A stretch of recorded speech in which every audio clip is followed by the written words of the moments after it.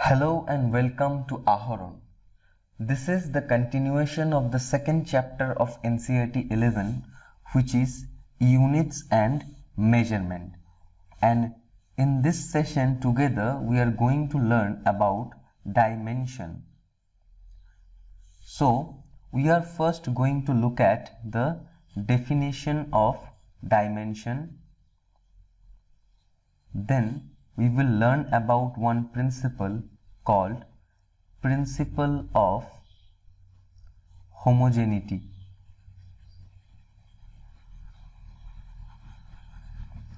Then we will see the dimensions of simple physical quantities such as velocity, acceleration, force, work done, etc. And lastly, we are going to look at the dimensional formulae for different constants in formulae such as universal gravitational constant, coefficient of viscosity and stress, etc., etc. The complex formulae, we are going to learn about them, how to find out the dimensions of such quantities. So without any further delay, let's begin. Now, the definition says that dimensions of a physical quantity are the powers to which the basic units should be raised to represent the unit of that physical quantity. So, in the first class of chapter 2, we have learned about fundamental units, basic units, supplementary units and derived units. So if you saw that video, you will learn that there are total 7 basic units, and the dimension of a physical quantity are the powers to which the basic units should be raised. So suppose let's take the example of velocity. Velocity is nothing but displacement by time, and the basic unit for displacement, which is length, it is meter, and the basic unit for time is second. So it is meter per second. This is the unit of velocity. So how can we find out the dimension of velocity? See, to find out dimension for mass, we represent it by m, length we represent it by L, and time we represent it by T. So basically MLT, or the fundamental quantities, we represent it like this.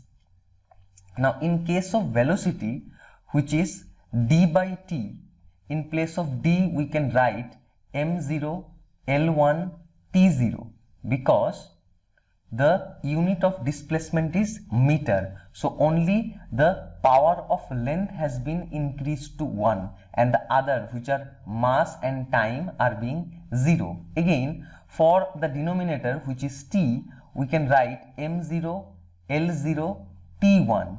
Here only the power of time has been raised to 1, and the rest of the mass and length are 0. So that's how we write the dimension of displacement as well as time.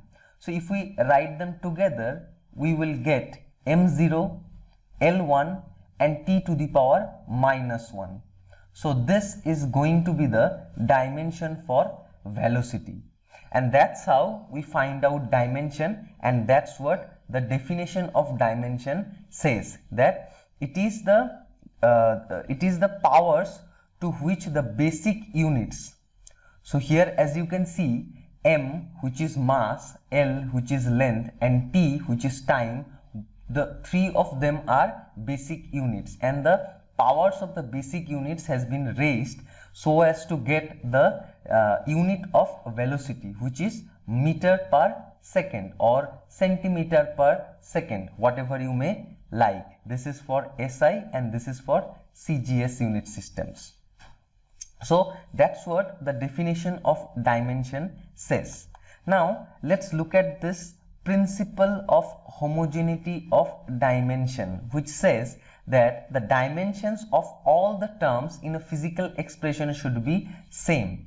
What does it mean? So let's consider a physical expression, say S equals ut plus half at square.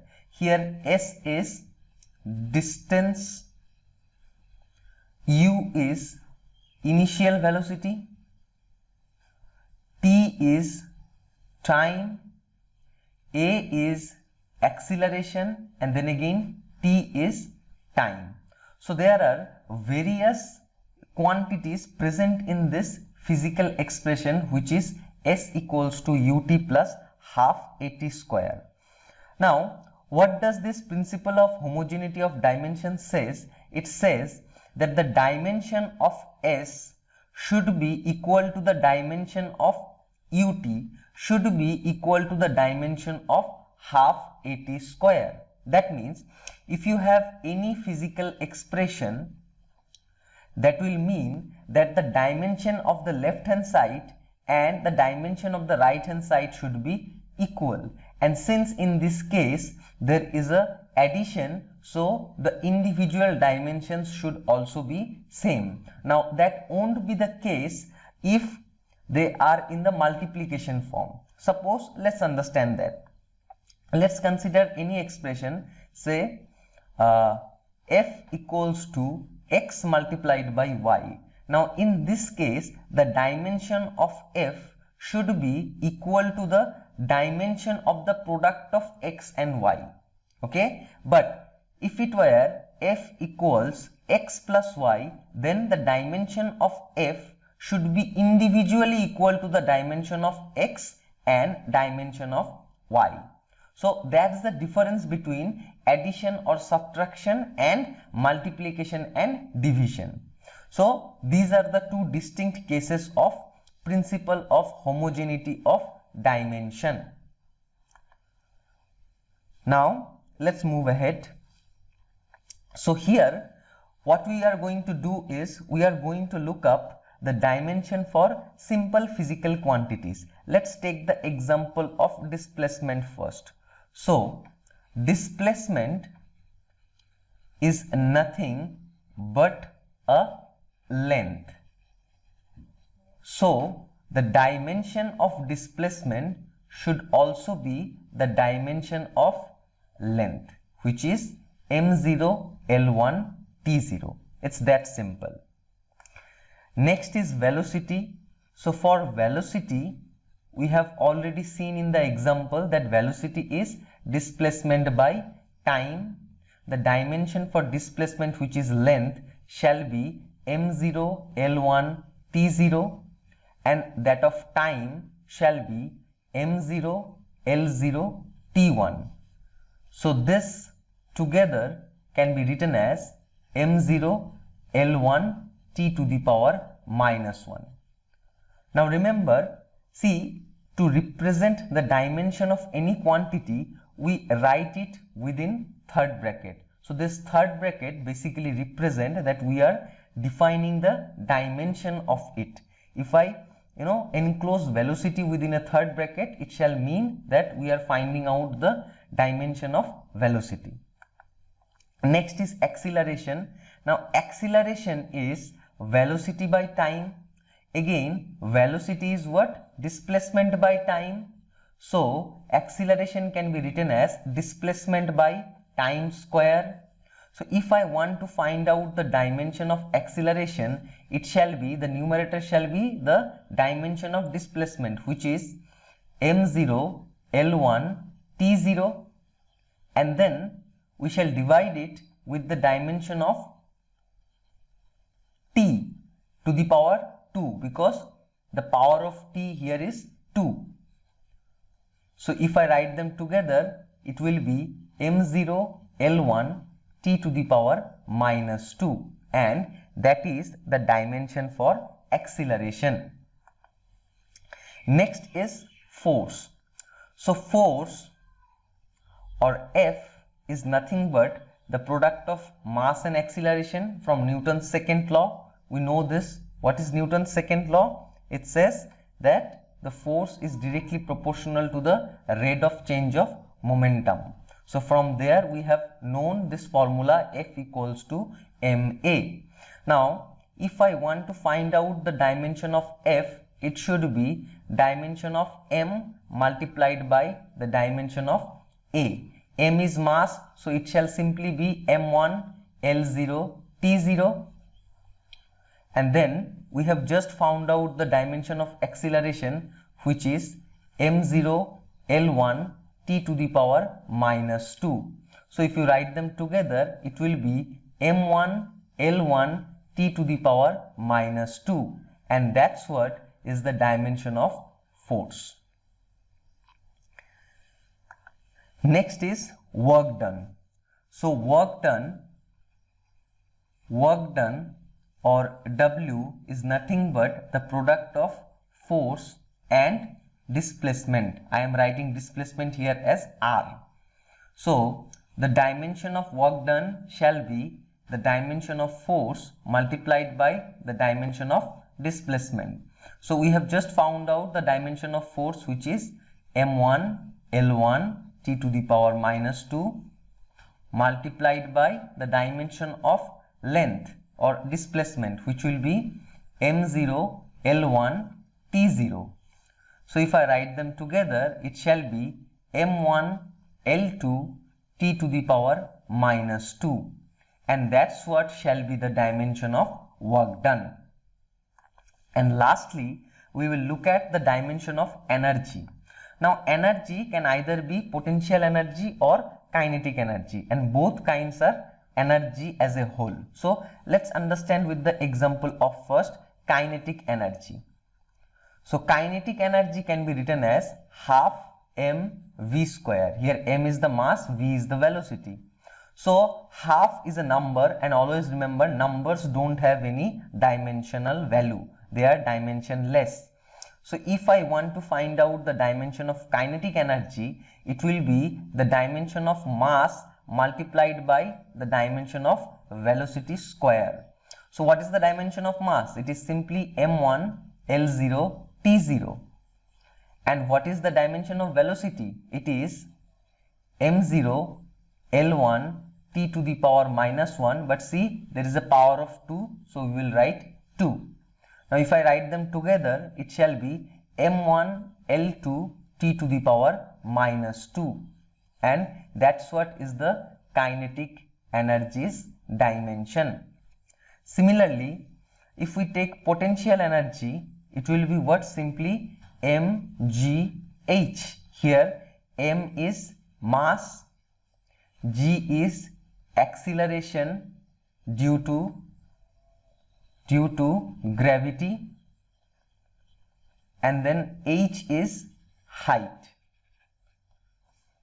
So the dimension of mass, if I want to find out the dimension of potential energy, it shall be equal to the dimension of mass multiplied by the dimension of acceleration due to gravity multiplied by the dimension of height.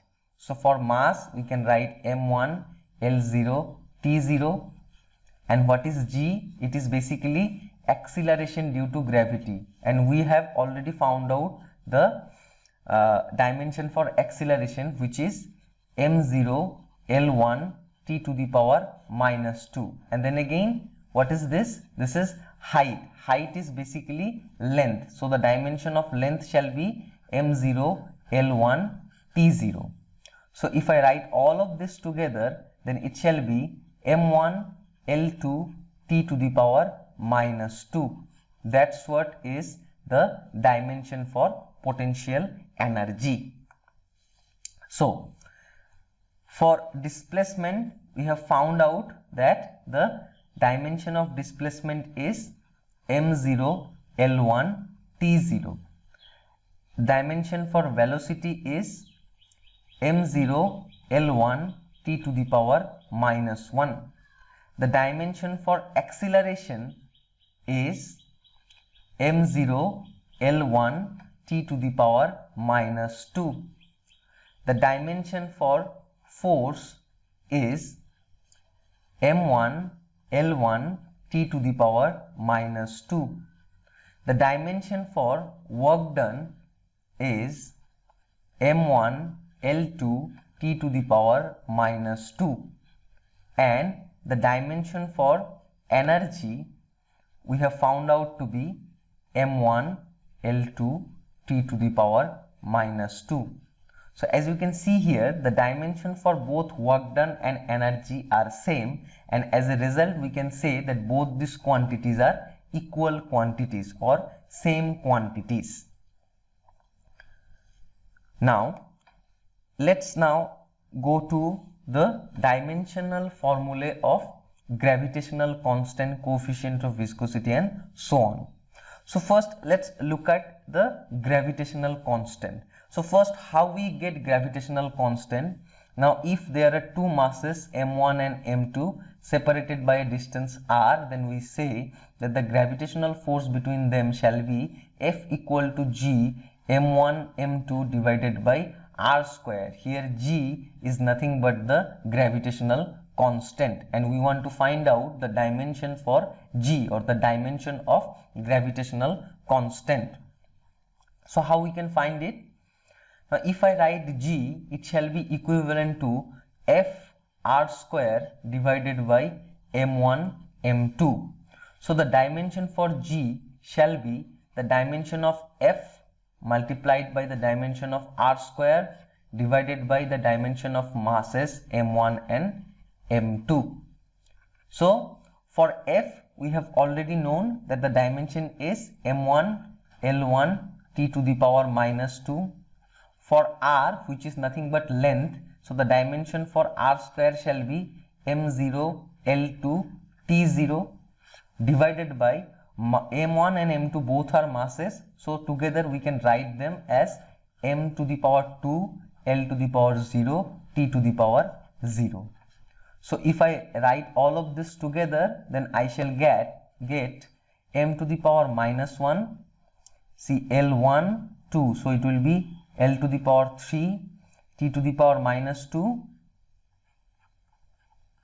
So yeah, the dimension of gravitational constant is m to the power minus 1 L3 t to the power minus 2. So that's how we calculate the dimensional formula of gravitational constant. Now next, let's look at the coefficient of viscosity. So coefficient of viscosity is derived from a formula which is given as F equals to 6 pi eta r v. All right. So here this eta is nothing but coefficient of viscosity. So let's write the formula again. F equals to 6 pi eta r v. R is distance, v is velocity. So eta shall be equal to F divided by 6 pi r v. Now see, 6 is a number, it has no dimension. Pi is also a number, so it has no dimension. Now if I want to find out the dimension of eta, it shall be equal to the dimension of force divided by the dimension of r multiplied by the dimension of v. What is the dimension of F? We have already known, it is m1 L1 t to the power minus 2 divided by what shall be the dimension of r? R is length, so it shall be only m0 L1 t0, and then v, what shall be the dimension of v? It is m0 L1 t to the power minus 1. So if I write all of this together, the numerator shall be m1 L1 t to the power minus 2, and the denominator shall be, see here is L1, here is L1, so L2 t to the power minus 2. Now if you write them in a single line, it shall be m1 L to the power minus 1, and this minus 2 gets cancelled, so m1 L to the power minus 1, and that's the dimension of coefficient of viscosity. Now let's look at the next one, which is stress. So stress is force by area. So if I want to find out the dimension of stress, it shall be the dimension of force divided by the dimension of area. What is the dimension of force? It is m1 L1 t to the power minus 2 divided by area. What is the dimension for area? Area is nothing but length into breadth. Both are what? Lengths, right? So it shall be L square. So I can write m0 L2 t to the power 0. So together they can be written as m1 L to the power minus 1 t to the power minus 2, and that shall be the dimension of stress. Next is electrical potential. So electrical potential, or V, it is given as work done divided by the total charge. Now see, we do not know the dimension of charge, so let's understand that first. So current or electric current is nothing but the rate of flow of charge, so it shall be Q by T. That means charge shall be current multiplied by time. So the dimension of charge shall be the dimension of current multiplied by the dimension of time. So the dimension of current can either be written as A or I. I am writing here A, and the dimension of time is T. So together we have got that the dimension of charge is AT. And we have already known the dimension of work done, which is m1 L2 t to the power minus 2 divided by what is the dimension of charge? It is AT. So if I write them together, it shall be m1 L2 t to the power minus 3 a to the power minus 1, and that shall be the dimension of potential, electric potential. Next is capacitance. So capacitance, it can be written in the formula as Q equals to CV or C equals to Q by V. Now here V is potential, this electric potential, Q is charge. So we have already found out the dimension for potential, the dimension of charge. Now you can easily find out the dimension of capacitance, which will be the dimension of charge divided by the dimension of potential. Next is permittivity. So for permittivity, you have to know Coulomb's law, which says that if there are two charges Q1 and Q2 separated by a distance r, then the electrostatic force between them shall be 1 by 4 pi epsilon naught Q1 Q2 by r square. So here this epsilon naught quantity is nothing but the permittivity, which says that how a medium shall permit the electric field through it. It is known as permittivity, and it is represented by epsilon naught. Epsilon naught basically means absolute permittivity, which you are going to study in 12. So if I want to know the epsilon naught, it shall be Q1 Q2 divided by 4 pi r square f. So the dimension for epsilon naught shall be the dimension of Q1, the dimension of Q2 divided by 4 is a number, it has no dimension, pi is a number, it has no dimension, dimension of r square, and then dimension of f. Okay, so I am writing it here. It shall be AT multiplied by AT divided by, for r square we can write L square, and for f we can write m1 L1 t to the power minus 2. So if I write them together, in the numerator it will be a square t square, and in the denominator it will be m1 L to the power 3 t to the power minus 2. So if I write them together, it will be m to the power minus 1 L to the power minus 3, then t to the power 4 and a to the power m to the power minus 1, l to the power minus 3, t to the power 4 and a to the power 2. So it is basically the dimension for permittivity.